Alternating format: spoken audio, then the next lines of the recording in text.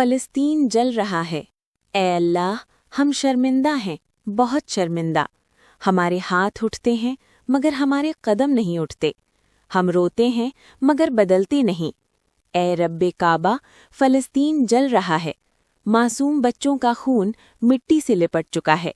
ماؤں کی آغوشیں خالی ہیں اور مسجدوں کے مینار زخمی ہیں۔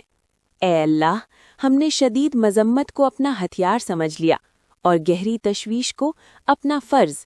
ہم خاموش رہے، ہم تماشائی بنے رہے، ہم اپنی باری کے انتظار میں کھڑے رہے جبکہ تیرے بندے کٹتے رہے۔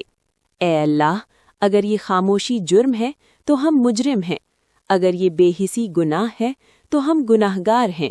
اے رب، ہمیں معاف کر دے، ہماری مردہ ہوتی غیرت کو زندہ کر دے، ہمارے دلوں میں پھر سے ایمان کی آگ روشن کر دے، ہمیں صرف بولنے والا نہیں بلکہ حق کے لیے کھڑا ہونے والا بنا دے۔ اے اللہ، فلسطین کی حفاظت فرما، ان کے زخموں پر مرہم رکھ، ان کے شہداء کو قبول فرما، اور ہمیں ایسا نہ بنا کہ قیامت کے دن ہم تیرے سامنے صرف شرمندگی کے آنسو ہی لے کر کھڑے ہوں۔